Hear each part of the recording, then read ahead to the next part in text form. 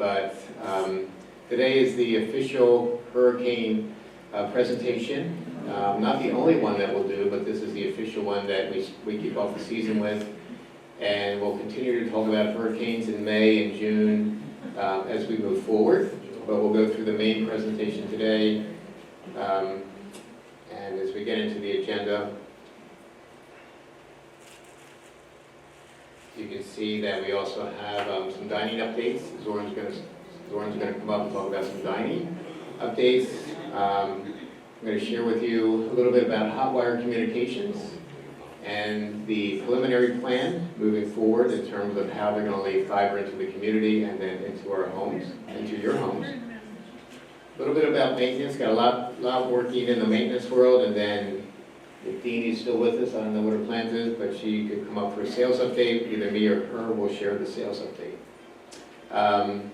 In that hurricane presentation, I'm going to step off for a little bit because Carrie's got a little bit that she wants to share in terms of some of the forms that need to be filled out and somewhat of a different approach that we're taking this year. So Carrie will be joining me as well. All right. Some of this might look familiar to you as it pops up on the screen. The evacuation history going back to 2016 Hurricane Matthew. This isn't, as you can see on the screen, some of it is evacuations and some were major storms that hit the area that we actually sheltered in place. And the big change from last year is that we had Chantal arrive in July of 2025. It actually skirted us a little bit and went a little north. I think it hit right around Charleston area. Very fortunate with that one. I have a map that actually outlines the hurricanes that came through the area last year. Hopefully we won't have an evacuation or shelter in place this year in 2026. So the next slide I'm going to share is really just in a nutshell some really key points about hurricanes that we all should just have in our mind as these storms roll up in and around the island and if a governor calls evacuation. First and foremost, we should have a plan, right? We have to have a plan as a community. You have to have a plan as residents that live in the community. And we've shared in the past really some great information for tools that you can use to be able to plan for any evacuation, whether you go yourself or whether you're leading with Tide Points. So we'll once again share that. We'll share that again once again this year for you all. And then we also have that information on the community app. More important, just as important, got to have a plan, but timing is critical, right? And fortunately for us, we have a 24-hour advance notice for when the governor officially calls the evacuation for the general population. And we have that 24-hour advance notice because we are tied to a care center here in skilled nursing and assisted living, so we do get that notice in advance of the general population, which is really, in my opinion, needed. So I'm sure you're all aware, hurricane season starts on June 1st, right around the corner. Goes through November 30th. Last year, we actually had some pretty intense late season activity. It was a little scary there for a little bit. So let's take a look at 2025. This is from Colorado State University, what their prediction was versus the actual. And you can see on the slide deck here that we have named storms, the number of hurricanes, and then the major hurricanes that came through. So in the forecast, on the left-hand side, they forecasted 17 storms at the beginning of the season. Right around this time last year when we did this presentation, they were forecasting 17. They forecasted 9 hurricanes with 4 major hurricanes. As they went through hurricane season, they actually made an adjustment and updated their forecast and downgraded it a little bit based on what we were seeing, particularly in the Atlantic Basin. They downgraded the named storms to 16, hurricanes down 1 to 8, and the major category 3 plus down to 3. And then on the right-hand side, you can see where we actually ended up in terms of actual hurricanes or I'm sorry, actual named storms, which is 13. 5 hurricanes, but there were 4 major hurricanes. So the key takeaways,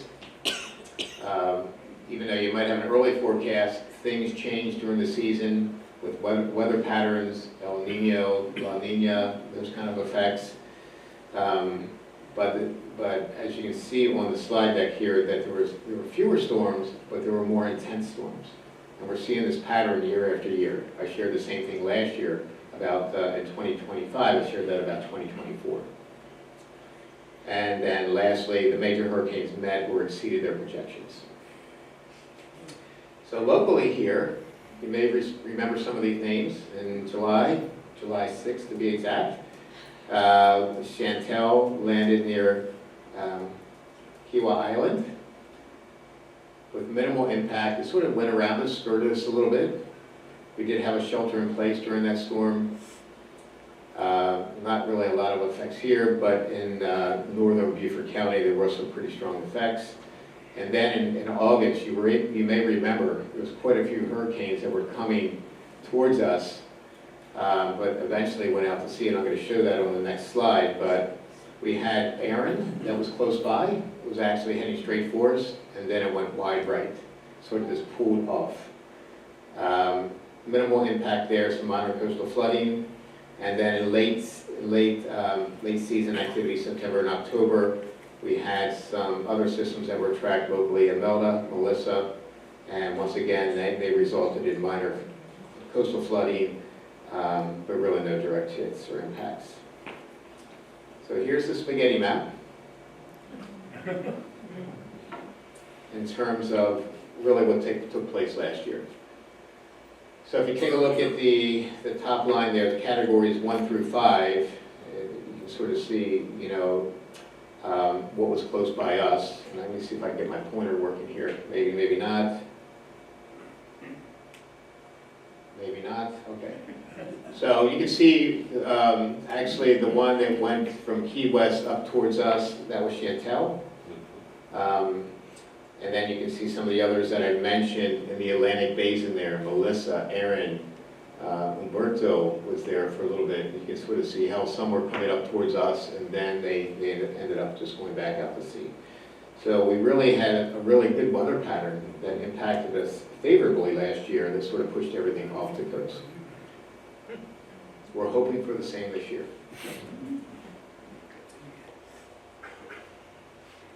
So as we take a look at 2026, here's some information that is going to impact Colorado State's predictions. First of all, they're saying that there is a moderate to strong El Nino expected in the Pacific Basin, and that's likely to overlap peak hurricane season. That El Nino effect is going to increase wind shear, and there's going to be higher activity on the Pacific coast and less activity in the Atlantic Basin. Not by a lot, but just less activity. And I'll share a little bit about that in just a minute. So essentially with this effect in the wind shear, it's going to be less favorable conditions for hurricanes to roll up on us, because the wind shear, the upper level wind shears, is going to keep pushing everything out to sea. I'm sure it's not going to push everything out, but that's the prediction. So let's take a look at what the El Nino looks like. You can see on the map, see the Pacific Basin there. There's going to be less wind shear, meaning more hurricane activity. There's going to be more opportunities because there's going to be less wind. So it's going to be more favorable conditions out in the Pacific Basin. But if you get over into the Atlantic Basin and the Caribbean, there's going to be more wind shear, which is going to knock down those storms as they try to roll in. That wind shear is going to knock them down. That's the prediction. We'll see if it actually comes into fruition. Keep your fingers crossed, hopefully it will. So I think we might have seen a little bit of that last year, because it kept pushing everything out and knocking everything down. So once again, the Pacific Basin, less wind shear, meaning more favorable conditions for hurricane development. The Atlantic Basin and the Caribbean, there's going to be more wind shear, which is going to knock those hurricanes down a little bit and take the energy out of them as they try to roll up into our area. So here's the prediction for 2026. Colorado State is predicting 13 named storms with 6 hurricanes and 2 majors. You can see right under that is the comparison in terms of 2025. The majors are 50% less in predictions, which is good. And then you can see the average number of storms, hurricanes, and major storms over the years. So we'll see if this really comes to fruition, but I'm liking the way they're sharing that this could play out for us this year.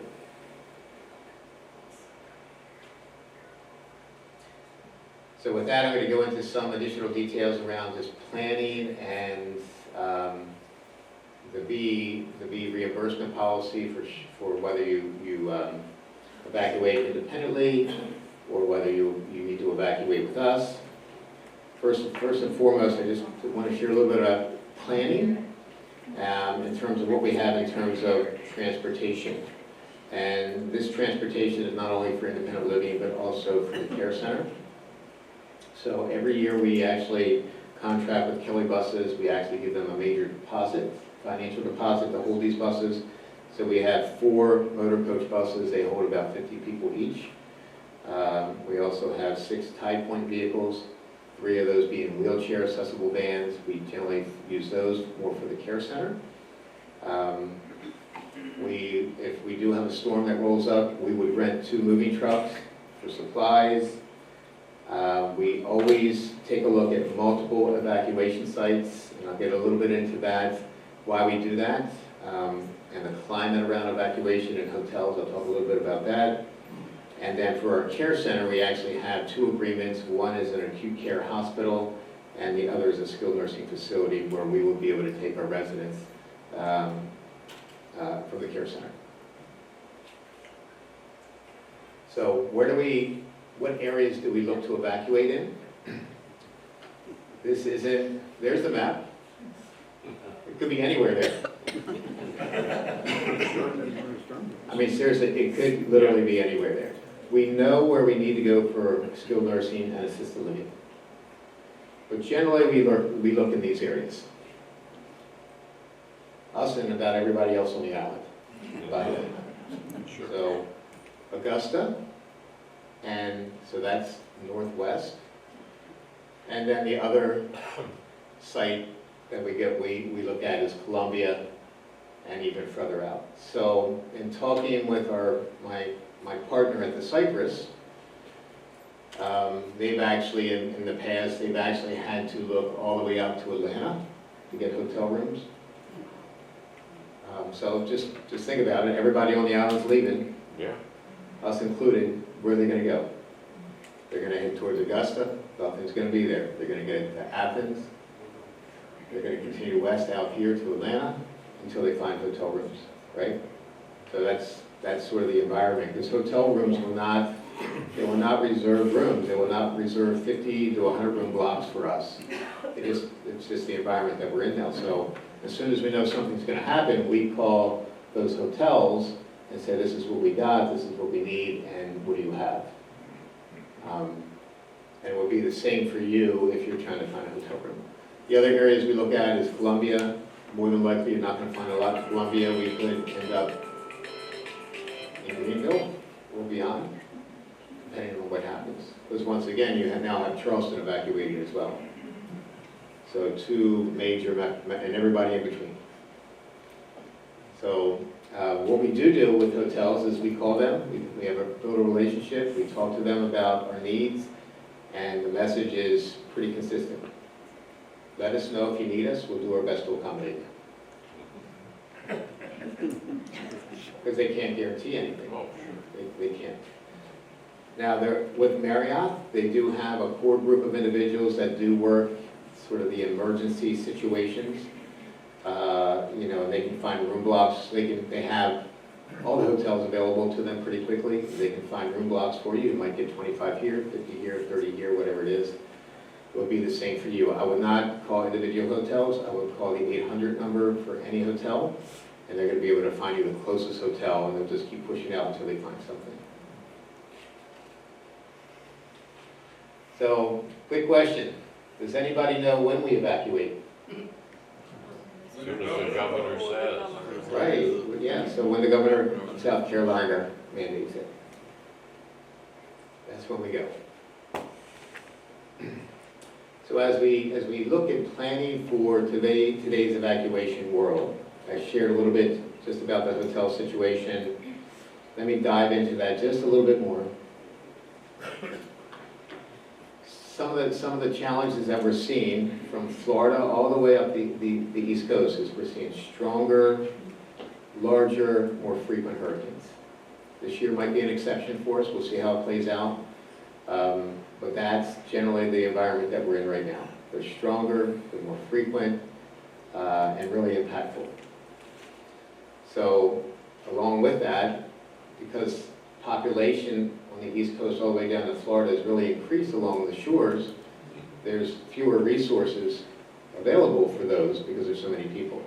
So we're seeing hotels, like I just shared, that are no longer willing to facilitate holding rooms. So back in 2016, some of you might have been here for the Matthew evacuation, pretty much took over a hotel out around Augusta, I believe. It was a 5-star, I think. 1 star? No, it wasn't even a 1-star. Wasn't even a 1-star. Had beds.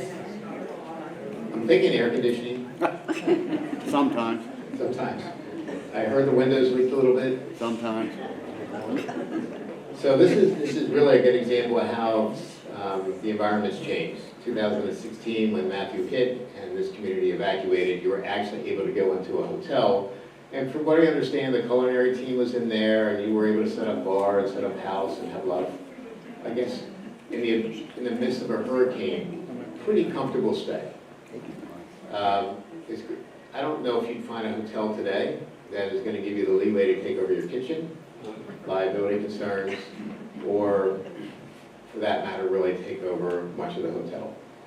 So generally what we're going to see for folks that may need to evacuate with us, if we do that, when we do go to a hotel, is that you're going to eat out at restaurants or within the restaurant in the hotel. So our culinary team is not going to be cooking you meals.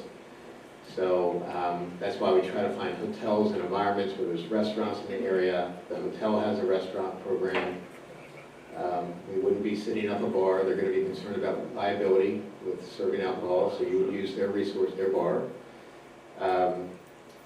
Could be shared rooms for those that are going with us based on availability. So there's all kinds of different things that come into play if you're looking to evacuate with us.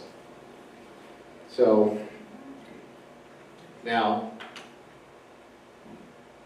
my suggestion is if you self-evacuate, hotels aren't the only areas that you can stay, right? You got families, friends, hotels, Airbnbs.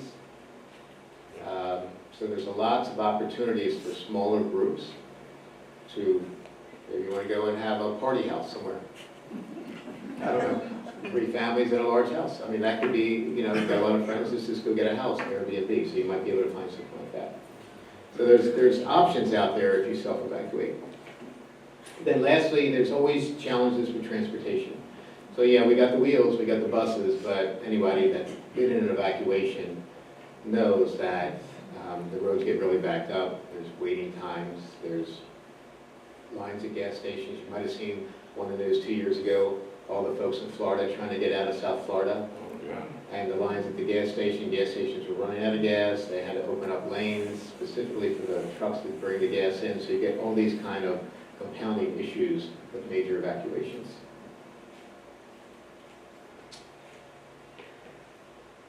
Okay, I'm gonna skip the next slide and talk about the evacuation policy. So if you were here last year, you've heard this. You got the letter from Stephen Fowler about how we made a change last year in terms of evacuation. It's the same policy that we have in place this year. So as a matter of fact, I was talking to Michael Fink, the executive director at the Cypress, and they have a similar kind of policy with their evacuation in terms of their approach towards evacuation. So But anyway, so these encouraging independent living, sorry, just touch this thing, it's so sensitive. So B's policy for independent living residents is that we step back from coordinating evacuations for folks that live in independent living, with the exception of those that really truly need help evacuating. So let me talk a little bit about this. So first and foremost, if you're self-sufficient and you can evacuate on your own, we would really encourage you to do so and plan around that. There's a nice per diem that you would get in terms of covering costs. That's the best approach for you all, if you can do it independently. We can help you with resources. We can help guide you towards hotel numbers. Actually, we have that information on the app. A lot of folks last year reached out to friends and family. They had everything set up, pre-planned. Said, I'm going to go on vacation. Others were staying at the Ritz, I think. So everybody sort of had a plan. But there was, some individuals that needed assistance. And a wellness team and a resident services team helped to support them to get them lined up. So we ask that those that can evacuate independently to get a plan together, make advance arrangements that feel most comfortable for you. And that could be staying with family, friends, or at a hotel of their choice. So why this different approach? So I was trying to lay the foundation in the previous slides, because of the environment that we're seeing out there today. It's really hard to take 400 residents and 100 staff or more and try to get them set up in hotels, because what happens is you're not going to be able to find a hotel that can accommodate itself. So what happens? All of a sudden you're splitting up your folks are getting split up in multiple hotels. It could be one in Augusta, there could be one an hour north of Augusta, south, west, whatever it is, and now you have everybody. So it spreads our team out, is what it does. We don't have the resources to be able to support folks in a manner that where everybody's in a hotel. So that's probably one of the biggest reasons. But we realize that some folks need support. I'll talk a little bit about that as well. So with that approach, it doesn't mean that we're still not committed to supporting you and helping you in any way that we can for planning purposes, to ensure that you can evacuate safely and that you're prepared to do so. We can provide tools and resources for you. We did some of that last year, put that on the app. But also we support you financially, knowing that could be a burden for you to be able to evacuate and stay in a hotel. And I'll talk a little bit about the reimbursement in just a minute, what that looks like. And then there is also ongoing support and guidance available to assist you as needed.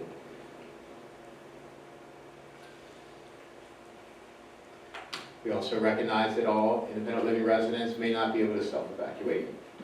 And I think that last year when we were walking through those scenarios and situations with residents, there was some angst with some residents because it was such a big change via what our approach was prior to that. So we are committed to supporting residents that need assistance to evacuate. We are committed to do so. And that our wellness team and our resident services team would work with those residents. Once again, for those residents that do need support, there's ongoing support and guidance to help them through that. And we'll do our best to help support anybody that needs, assistance with evacuation. So Carrie's going to share a little bit about how we work through that process when she comes up. So I'm not going to go into too much details. So reimbursement. So if you do evacuate on your own, this is what the per diem would be. So if you're an individual, you would get $450 a day reimbursed to you. So if we're out 10 days, that's $4,500. 20 days, it's double that. 30 days is triple that. For every day that you're out during the mandatory evacuation, and you can see what the per diem is for couples, it's $600 a day. Okay? That's what you would use for your hotel expenses, your gas, transportation, and food. And from what I've heard, this is much better than the Cypress. Okay? That's what I've heard. I know you have a lot of friends at the Cypress, you might be able to sort of validate that. But I mean, so we wanted, as Bea was looking at the policy and the changes, we wanted to ensure that there's resources available to you so that you're comfortable if you need to evacuate. Because it's very uncomfortable evacuating, right? Nobody wants to evacuate. It's burdensome, it's hard, you have animals, there's travel, there's delays, it's just not good. It's worrisome for your family. So we want to do our best to give you the resources so you can find some comfort in living and transportation and have the resources for meals. So the payments would start the day of the governor's evacuation and cease when the community leadership deems it safe to return. So when is it safe to return? So Quentin, Lewis, and myself basically have tags to be able to get back on the island when Beaufort County says, hey, we're going to go in, we're going to start doing some inspections. So we would come back to the community and do an assessment. And based on that assessment, we might say, well, this would be not a good scenario for some, but hey, we can get 95% of you back in, we got electricity, we got water, roads are clear, and we're set up for meals again. And that might take 5 to 7 days after everybody's back, because you got to assess everything that's going on.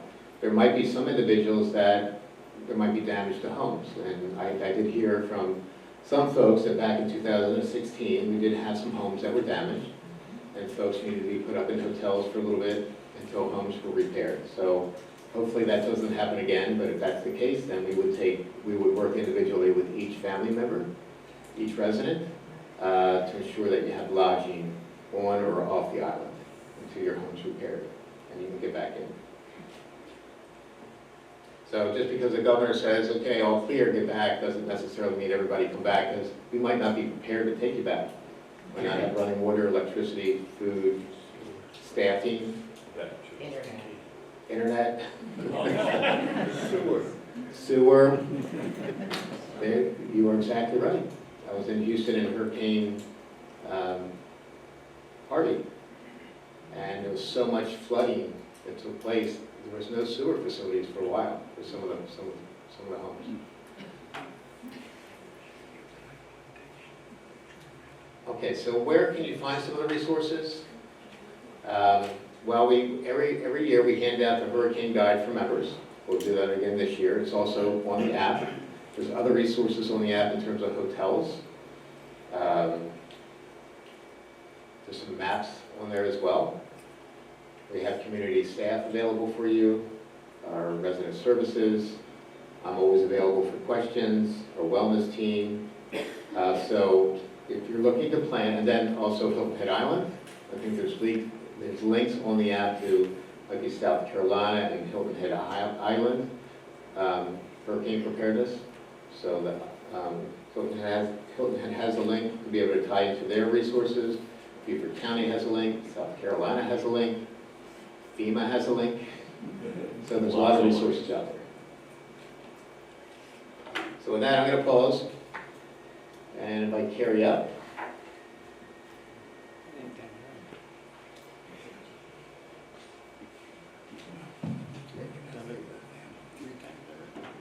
Hi, good morning. Can you hear me? Yeah. All right. All right, so our hurricane packet, some of you who have been here for a couple of years, and some of you may be new. So what's included in our hurricane packets is a first section, that's your preparation guide. That's going to provide you with general information, packing lists. It's going to provide you with the resources that you need to make decisions regarding your evacuation plan. And that brings us into section 2, your plan. That's where you're going to let us know whether you're going to be going independently and where you're going, because you need to know where, whether it's with a family member or with friends to a generalized area. And we would like to know that too, just so that we can keep track of you all to help you, as well as to make sure that you're safe. And then the other addition to section 2 is your self-assessment. So we do that every year as well. It's a little bit longer this year, just because we need that information so that if you do need support, we need to know what your needs are. So that would include, if you utilize oxygen or what medications you might use. Your prescriptions, it could also include if you have a CPAP, things like that. That's not just gonna help us in the event of a hurricane evacuation, but it's gonna help your wellness nurses provide care to you every single day that you live here at Tide Point. Resources that we can provide to EMS in the event that you have an accident or an emergency right here at home. So this year we're going to take a new approach, and more information is going to be coming out about this very soon, but we're going to hold planning sessions. We're calling them Prep Like a Pro. So you're going to be meeting with a group of individuals who are going to help you come up with your plan if you need assistance, or if you don't need assistance, you can just turn it into us. And then we're also going to have a section for your self-assessment as well, where we're going to have you meet with a nurse and you can review your self-assessment. Some of you may need some assistance filling that documentation out, and some of you might not, and you can turn it in and go about your day. So those are just additional resources we're going to have this year. We're also going to have a table of resources that's going to provide handouts and different information so that if you need, if you need maps, if you need printed out information, maybe the app is not your friend or the internet is not your friend, we'll have those resources in paper for you all as well. This information will be available to us? The information is on the app. I will tell you, however. No. All of this stuff. Coming soon, yes. Well, what does soon mean? Within the next 2 weeks. Okay. Yeah, within the next 2 weeks, you all will get more information about this. Yeah. But all of the information that Michael had mentioned from FEMA and Beaufort County and Hilton Head Island, that's actually all available on your app right now. Including the 1-800 numbers for all the hotels. That's available on the app currently as well. I will mention that the 2025 preparation guide, as well as your plan and self-assessment from last year, is still on the app. I've not posted the updated version yet because I'm still making some final tweaks. But if you would like to review that to get an idea of what that information looks like, it's available. It's always there year-round. Yes? How do you make a plan if you don't know where the hurricane is going? You are making a plan in the event that it does come to us to know where you're going. Yeah, so if the hurricane does come to us so that we can make a plan to know where we're going to go to. Okay. Thank you. Thank you, Carrie. I wanted to just thank Carrie, Yeah. the wellness team, and the lifestyle committee, because this did come up in the committee as well, and some of the leadership of the lifestyle committee just for navigating through this. This is a really important, having this information is critical.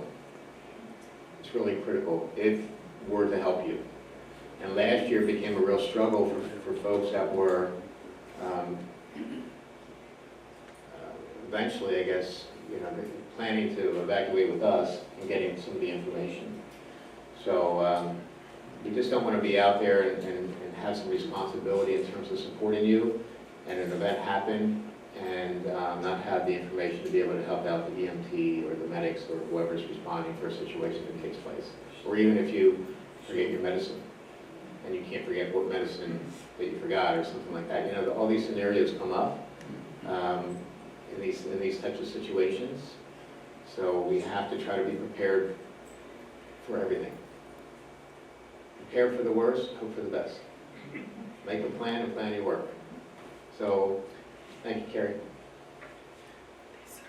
So I actually pulled up the app just real quick, and most of you, have that on your phone. There's downloadable maps there. hotel contacts for the majors, Hyatt, Marriott, Hilton, 800 numbers, our guides, question and answers. So there's a lot of information that's available to you. I would just encourage you to start just refreshing yourself with that information. So that you can be prepared, we can be prepared.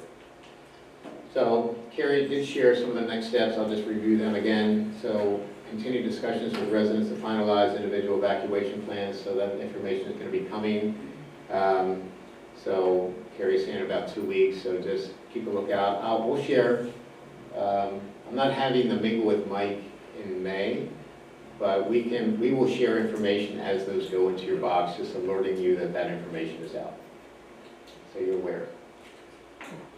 And once again, not once again, but we do have the resources on the app. In the event that there is an emergent situation, and I believe this is going to be in your handouts as well, the Senior Living, the company actually puts updates for family members and for you to be able to tie into about the scenarios and the situations that are taking place in any of our communities as a result of emergency situations.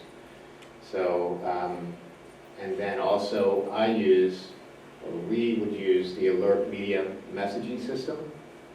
And you probably are aware that, usually when something's growing up, I'm sending hey, just be prepared, think about it. And then as we get closer to a storm, I send out additional information, and then if amenities are impacted, I send out that, and then on the recovery side, I send out information as well. So if it was a hurricane situation, an evacuation, you could probably expect at least 2 updates a day if we have to evacuate.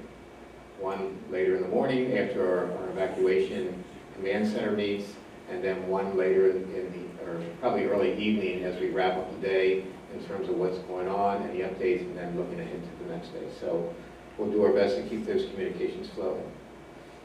So that's it for hurricanes. I'm going to pause there and see if there's any questions before I invite Zoran up for the dining. Is LCS on board Is LCS on board with us? with our plan? Yes. Even though there are differences between us and Cyprus. For right now, we gotta just keep in mind that we haven't merged the 2 companies yet.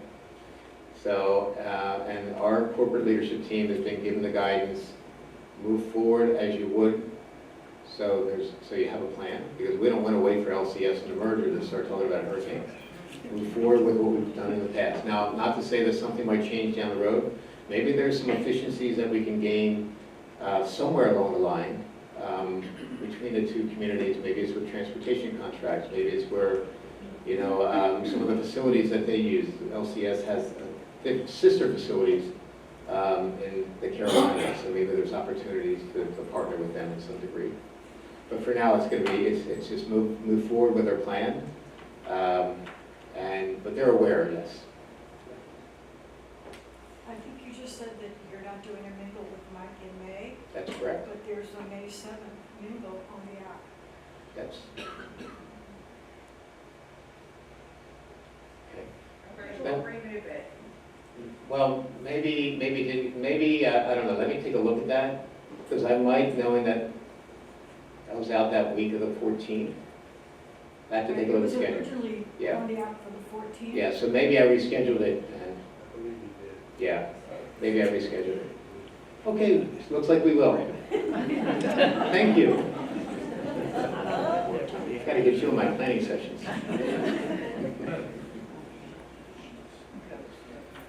Yes. Michael, this was in reference to the per diem. It said it starts when the governor announces an evacuation or something along those lines. But an earlier slide, when the governor said something, we go. Now, we get 24 hours advance notice, correct? Before the governor's announcement. Do we go the day we get the notice, or do we wait until the public gets the notice? When do we go? So the governor makes the announcement for the general population. We would know 24 hours in advance, or maybe a little bit longer, and that's when we would go. We would go when we know. Yes. Thank you. Yeah. So there might be, and I haven't been here for messaging from the governor. It's not actually the governor that the governor in Beaufort County, It's the sheriff of Beaufort. sheriff of Beaufort County actually make that decision, or to make the call. That's correct. But then they would notify those facilities, hospitals, retirement communities, assisted living, memory care, any of those vulnerable populations, 24 hours in advance. And then that's when I would send out our notice. And for instance, the skilled nursing home that you're taking Broad Creek patients to, that would be done, if we could, the day we know, not the day of the public announcement. That's the premise That's behind the- it. Thank you. Yeah. Okay, thank you.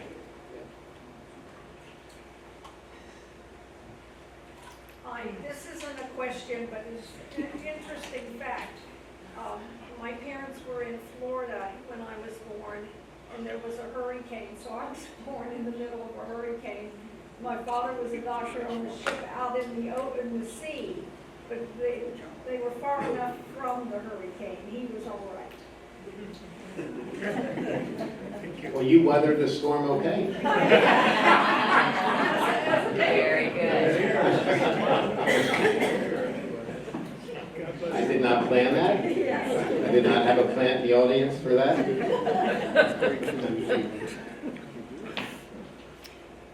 Okay, any other hurricane questions?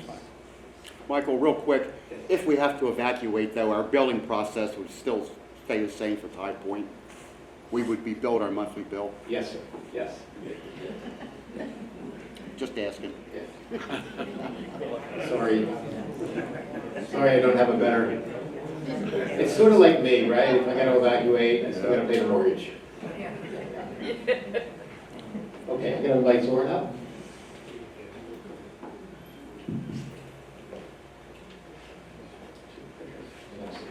Morning. Good morning. That was a lot of information. I don't have that much to share.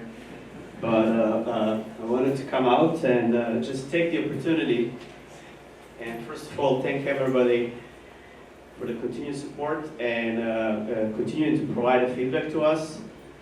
It was a great month. I got a big stack of cards on my desk, and that's awesome. And again, I want to just take the opportunity to thank you for that, for providing the feedback. And I have to say, it will keep our dining committee busy to analyze all that data. And but there's a lot of positive stuff that we see over there. So that's pretty exciting. Just a few things that I wanted to kind of review quickly. When we have a group of people over here, I always like to take the opportunity just to point out a few things that can make everybody's day-to-day life easier when it comes to dining. So one of those things is referring back to takeout orders with a little change that we made over there, how the menus are laid out and grouped with certain limitations, how it looks right now. Just want to remind everybody that each item that we select when we place in the order offers the opportunity to put a textual comment or modifier or anything like that if there's any details that we need to know about it, to leave out certain ingredients or to double on certain ingredient, or if there are dietary restrictions or anything like that. All of that can be in the comment sections. On top of that, speaking of those limitations, how the menu is grouped now per categories, we made certain adjustments and sort of duplicated certain items from one section to another. So that would kind of allow for you to have a little more freedom of how you select your meals. For instance, certain items that were listed only on the dessert section right now can be also found in sides or accompaniments. So again, it gives you a little more freedom to decide on how you want to build that meal. If you're not particularly necessarily interested in having 3 hot sides that are offered as a dinner selection, there's an option to select certain items from the dessert selection as your sides, and also double it up as a dessert again. For instance, fruit cup, yogurt, any sort of condiments like that, you can select it twice in this instance. So that's a little update. We continue to work on that, and then again, I want to say there's quite a few of you. I see you in the hallways, and I get that kind of day-to-day feedback from you when you guys are utilizing app and challenges that you're facing, and I really do appreciate it. Some of those things that we've done are as a result of that. When you guys talk to me and share the challenges that you're facing, then we're able to address that.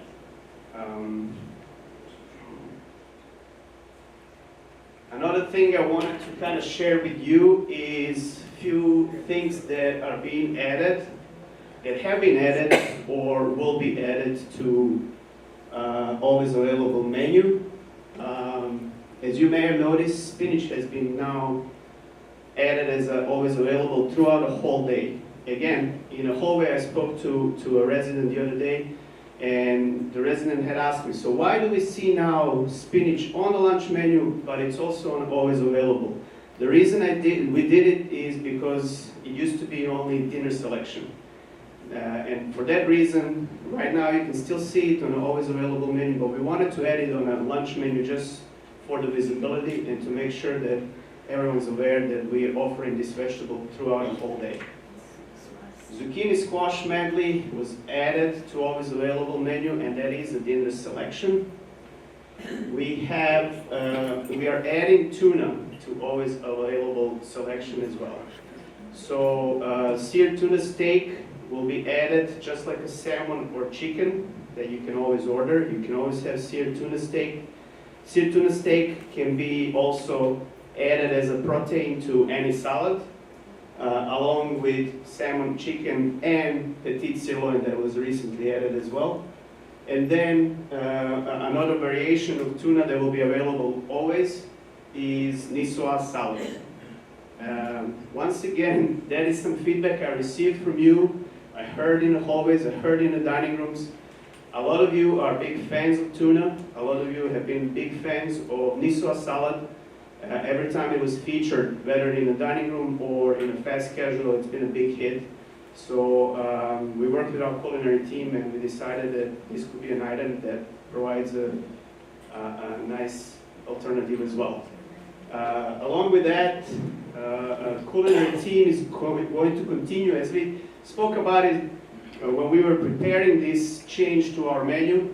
Our culinary team is going to continue to explore opportunities to get that fresh product on a day-to-day basis and provide those specials.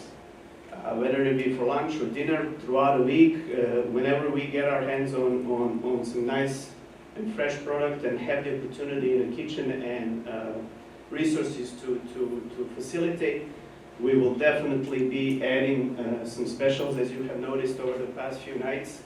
That's exactly what we did. The chef managed to get some nice fresh seafood, got that phone call, received a few nice pounds of clams and shrimp, and we had a couple of nice dinner specials. So we were going to continue to move in that direction to maintain the consistency and quality of the product that we are cooking regularly on a weekly basis, with addition of these sort of pop-up specials that will continue to happen throughout the week.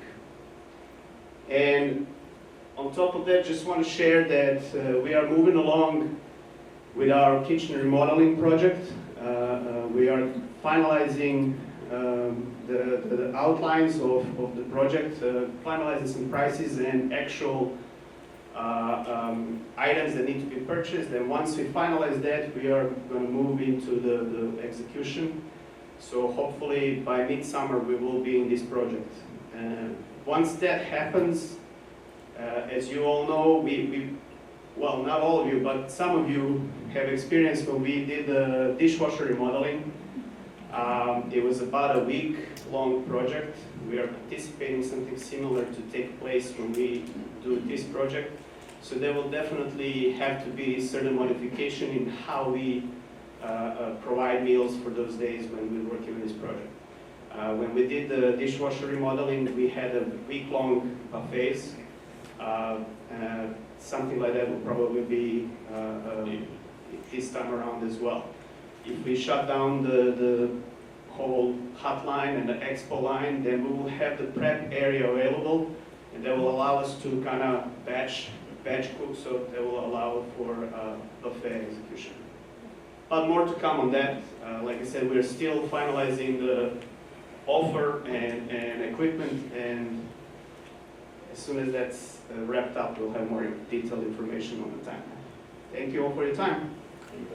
Thank you, Jordan.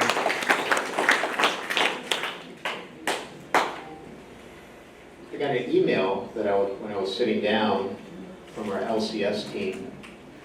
I'll be attending a hurricane call tomorrow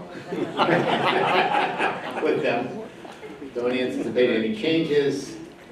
They invited anybody in Florida or the Carolinas from Be Senior Living just to attend their call. Maybe there's some best practices out there. Maybe they have the magic bullet. I don't know.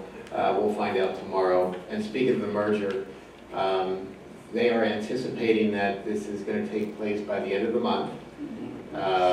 It would be very transparent, low-key. There really wouldn't be, it's going to be one owner to the other owner. And services will continue just be the same flow for y'all. So there will be a letter that comes out from me announcing the change. I don't have that yet. They're just sort of waiting until everything, I guess, the I's are dotted and T's are crossed. But you might get something from me in the next week announcing the merger. So we're getting close on time. So I'm going to move fairly quickly on the next couple slides. So Hotwire Communications is going to be our new cable internet provider. They need to come in and start doing some preliminary work to get the fiber into the community, get the fiber into your home. So this is really starting to move really quickly in terms of what is going to be taking place, in terms of what they need to do in order to meet some specific deadlines as we transition away from Spectrum and into Hotwire. So you may have noticed on the north side of the island in that open land, there's a large fenced area there. They put a container, they put a porta potty and some other stuff in there. Yesterday they delivered these huge rolls of fiber that are now back there to get them prepped. So I'm going to roll through some information here in terms of what's going to be happening at least over the next month.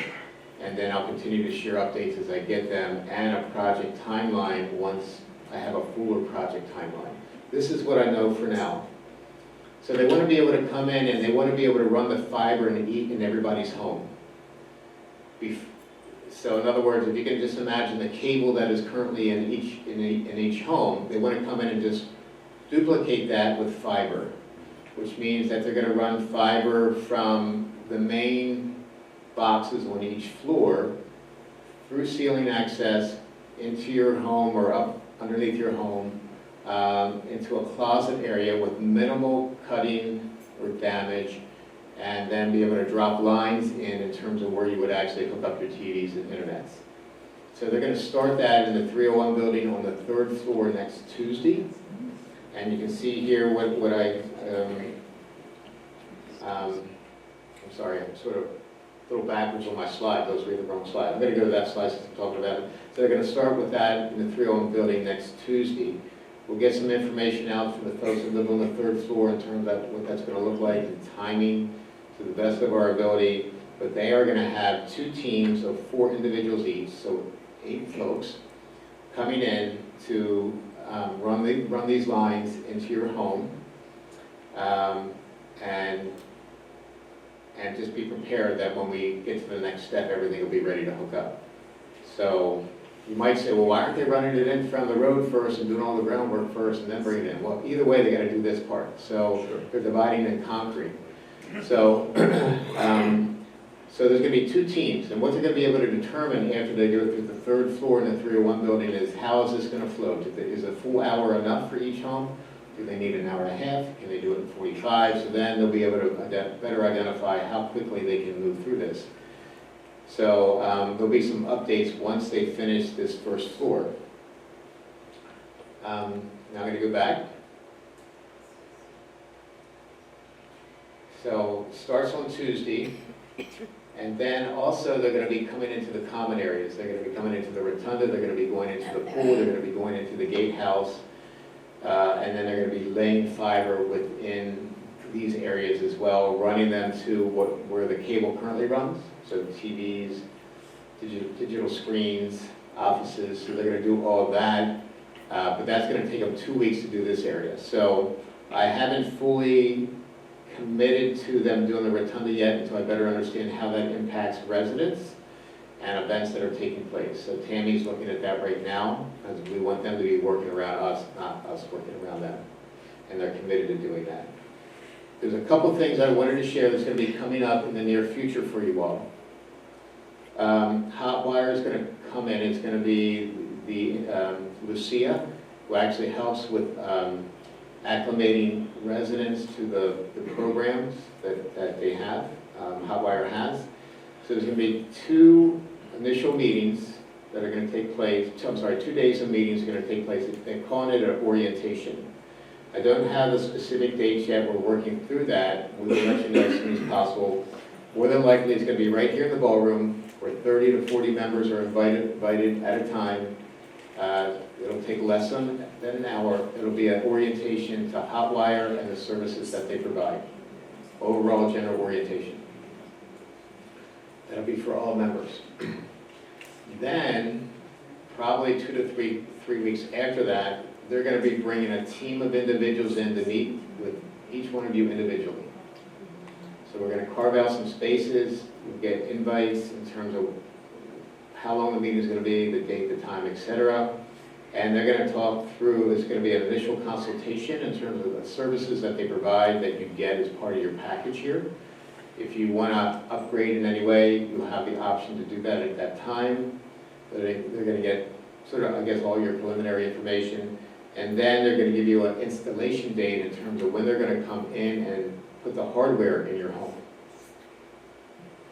So essentially, Hotwire is going to need to be in your home 2 times.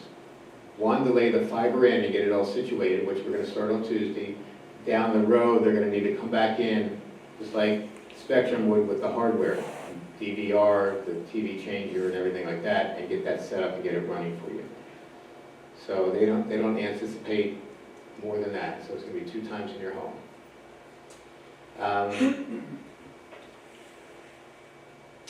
I did talk briefly about the common areas. They said it'd take up to 2 weeks for completion. We haven't fully identified when that's going to start and when it's going to end, but we're going to line it up so it impacts you very minimally. That's the goal. So that's the Hotwire piece from what I know today. And there's going to be more to come, because once they do the initial 3rd floor, 301 building, 3rd floor, they'll have a better idea in terms of what kind of manpower and the flow and time that will be needed to do the other floors. So there'll be more information that's going to come. I'll share it with Mingle. There might be handouts that come. There might be information that is going to be posted on the digital screens. I'll do my best to get that communicated to you so everybody's understanding what's going to happen, when it's going to happen. So, I have a question. yes, ma'am. Hotwire, a new company? It's going to be a Spectrum. We put out to bid, started probably 9 months ago, maybe longer, looking for an internet TV provider. Spectrum put in a bid, Hotwire, and then there was a 3rd company, it might have been Hargray, that put in a bid. We narrowed it down to Spectrum and Hargray. We were working with a consultant. They gave us all the scenarios in terms of cost and the package that you would get, and we decided to move forward with Hotwire, which is a fiber-based internet company, because we're looking into the future, and this community is going to need to have really the internet bandwidth to be able to handle the tidal wave of data that's coming our way. You probably see that on the news all the time with AI and everything else. So fiber is definitely the way to go. And it's also more resilient in terms of emergency situations. So they've seen in Florida that the glass, the fiber, which fiber is actually glass, actually holds up better in storms, hurricanes, floods, etc. So it's going to be more dependable for us. Thank you. You're welcome. Yes, sir. What is building 801? Care center? Care center? Thank you. Okay, deck evaluation, yes, sir. Michael, you might mention that Hotwire's in several other V communities. and Yeah, so they are, success they've had. they actually are in all the Florida communities. They're moving into the Arizona communities. Obviously, we picked them up as a provider as well. They have a specific division geared really for retirement communities. They have a great, you're gonna see this and feel this and experience this as we move forward, a great team to connect with you, and a great customer service. So that was one of the variables that we looked at that we really felt that we needed here. So I think they're gonna do a good job for us. Deck evaluations, we got a lot going on. Deck evaluations, they're gonna start taking place May 4th and could last all the way through the week to May 9th. The vendors, they're actually engineers that's gonna be coming in. They're gonna require to be able to get into any crawl space areas beneath decks and front quarters. So if you have a crawl space or you have a lock on your gate to your crawl space, with that week, just unlock it so they can get in and take a look, but they need to take a look underneath the decks as well. They're gonna look top down, bottom up, and they're gonna assess based on the following criteria. They're gonna be looking for this: rotted wood, corrosion on fasteners, failed connections, signs of structural distress. They've been here before. We've used this company in many different areas for structural evaluations. So they'll reference any of the maintenance records for decks, any of the building drawings to be able to pull up some really good information. Once that's done, then they will submit a report back to us, and then we'll be able to move forward in terms of where do we focus our energies and our resources. First and foremost with decks that need it the most, and then move forward from there. So this is going to be a really good evaluation for us because decks is a big issue, as you're all aware. Every building has a deck. South Carolina weather and decks don't mix. Wood in South Carolina doesn't mix well, so it's going to be a lot of work that's going to have to take place over the years. Lastly, elevator next to last, Deanie's going to be up. Elevator modernization. Today, they are starting work, veranda 21, I think. 23, yeah. So they're starting down in those verandas. They're actually starting, they're reversing their work this time. If you remember last time, we had some delays. The delays were related to electrical work. This time they're doing the electrical work first. They're expected to complete it in 2 days. The folks down in those verandas have been notified that during working hours for these 2 days, those verandas are going to be non-operational. They'll return to service in the evening. They're expected to finish the work by the after tomorrow, and then it'll be fully operational after that. Once that's done, then the company Cavender will call in some preliminary elevator inspections for the electrical pieces and get that cleared, and then they will look to start the actual cab and all the components of that, the cabling and the motors and everything else, and the doors, right around May 11th. So we will send an update out once we get everything confirmed, and that outage is going to take about 4 weeks. So this will be our second elevator. Hopefully we can get through this one a lot smoother than the last one. They're going to give us weekly updates, bi-weekly video calls. So we've put a lot of pieces in place in terms of what we expect from the company after the first elevator and the challenges that we had. Okay, any questions on elevators? Other than when's mine? I can't answer that. So I'm going to invite Deanie up. She's going to give us a sales update, and then we'll wrap up. It'll be very quick, I promise. Can you all hear me okay? Sure. I said I'd be very quick, I promise. Want to just give you guys an update as far as where we are. We've already had 8 closings through this month. Through the month of April, there will be 8. We've got 1 more scheduled in May, so that will be 9. We are about 4 ahead of budget for the year so far, so we're tracking nicely. We do have some active listings right now. We've got 2 Cape Charles villas. I'm going to skip the San Blas for a second. We've got a Lookout in St. Augustine. So those are the ones that we're showing very actively right now. We have a sand block coming on the market, but we are not going to start showing that until probably early May. Any questions? No? Nope. Okay, thank you all. That was quick. Okay, so with that, thank you very much. I'll get some information